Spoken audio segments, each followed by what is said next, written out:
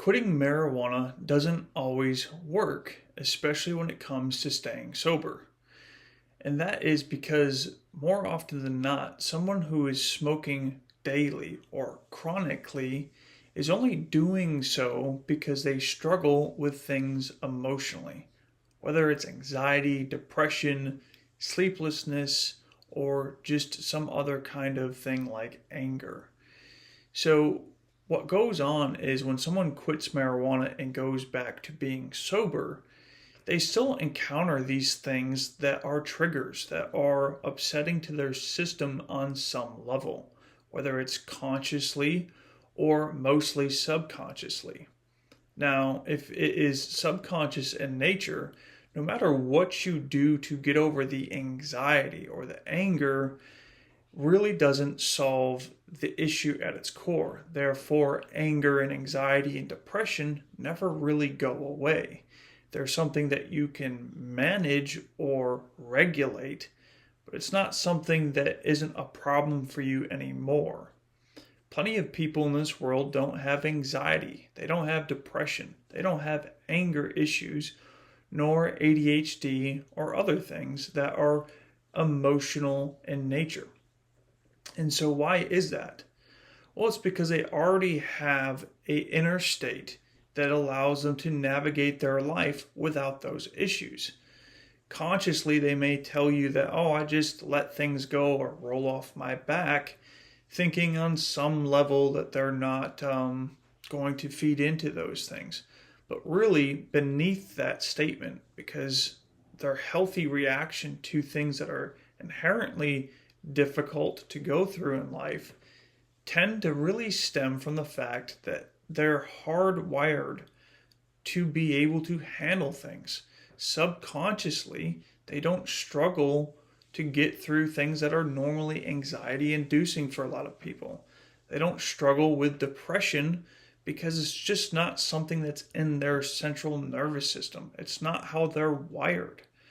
So, you may even have asked advice from people that don't struggle with these different things, yet, even after trying their advice, you still find yourself struggling with the anxiety, struggling with the depression, with anger, and all of those things. So, what actually goes on when you are trying to stay sober is life continues. It's never really changed, even though you're now sober when you were high prior. And if anything, now that you're sober, you're way more in tune and raw going forward. So when you experience the things that normally will trigger anxiety or depression or other issues within your system, it becomes overwhelming. You were never able to handle it in the first place. That's why you turned to marijuana. So now that you have to face these things sober, you already struggle to get through that. And that's where people often relapse, is they become so overwhelmed, so burnt out, and so oppressed by this issue in their life that they're not able to rise above it. And that's where those thoughts start creeping back in of maybe marijuana isn't that bad, at least I shouldn't be going on some kind of anxiety medication or depression medication. It has less side effects. It's more natural in nature. And they'll create all these justifications to basically put themselves back into a relapse. Now, oftentimes where people think that, well, maybe taking a pill isn't as good as just sticking to a natural substance like marijuana, where that actually becomes an issue is, why are you smoking? Or why would you be taking a pill? Well, it's because of anxiety, or it's depression, or it's anger, or it's something that you're struggling with. So if you resolve the very thing that you're struggling with, and it's no longer an issue for you, then you're not going to need the pill. You're not going to need marijuana. And then even if you were to smoke marijuana in the future after that, it's more so back to where you probably started smoking. It was something you did for a bit of enjoyment. It wasn't something you did to cope or get through your life or deal with these emotional intensities in your system. Because let's face it, We all, at the end of the day, are creatures that are motivated by our feelings.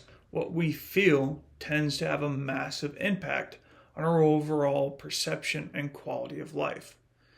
So if you're not really able to overcome the feelings of anxiety, depression, and anxiety, and you're only able to slap this kind of band-aid over the issue and regulate the symptoms, yet you still have those symptoms, eventually something will start happening in your life to where you can't even regulate the anxiety anymore. You can't regulate the depression anymore. You can't regulate your anger anymore. And it becomes very difficult to stay motivated to be sober. So when you actually address the root cause of this marijuana addiction, which is anxiety, depression, or all these other issues that you may be experiencing, when you get down to the very fundamentals of where you feel you need this to get through your day, to get through your week, when you come home and you're rolling up that joint, or you're angrily shifting that grinder just to get it quickly done so you can get that in your system. This is you not optimized. This is you saying, I've tried so many things to overcome my issues and I have failed. I don't have trust that I can get through these issues without this substance. And I don't want to take a pill, so I'll just stick with the marijuana. Well, the reason you're not able to pinpoint how to get over these issues that you feel deeply on the inside is because it's subconscious in nature. And what that really means is anything that's subconscious is really just become a habit in our life. It's just like when you first drove a vehicle. You had to really consciously think about gauging the braking. You had to make sure that you didn't hit the car in front of you. You had to be careful with how hard you accelerated the gas pedal when you were getting on the road again. So those things over time, you don't think about it anymore. And if anything, now you might daydream about, something that happened at work or be thinking about something completely differently, yet you're still able to be driving and staying on the road. You may be texting and looking down at your phone. Granted, you shouldn't be doing those things, but now you're at a point where you're able to drive on a more subconscious level. It's a part of who you are now. It's not something you have to think about. And what I tell people all the time is being sober and truly sober is actually the absence of thought entirely. Because what people fail to realize is when they quit marijuana and they don't resolve the subconscious need that marijuana was meeting to overcome these hurdles in their life, what actually ends up happening is they are thinking of always being sober. Oh, I don't want to drive past the dispensary. Oh, I can't hang out with these friends because they smoke marijuana. Oh, I can't, do these hobbies because it reminds me of marijuana. Maybe I need to change my job. So it's this always trying to remain conscious of staying sober versus there's plenty of people that have never smoked marijuana in their entire life and they don't think about it. It's not something that they have to consciously go about doing. It's just who they are. There's somebody that's sober and they prefer that. So if you really want to get over this issue and succeed in it, you have to resolve these issues in your life that are so overwhelming to experience that cause you to go back to marijuana. And once you've done that, sobriety really is the absence of thought. You're not in your head with anxiety. You're not in your head with depression. You're not in your head with anger. And you're not in your head trying to not relapse and smoke marijuana. And that's when you know that you addressed the subconscious parts at the deepest layer. That's when you're truly going to be sober.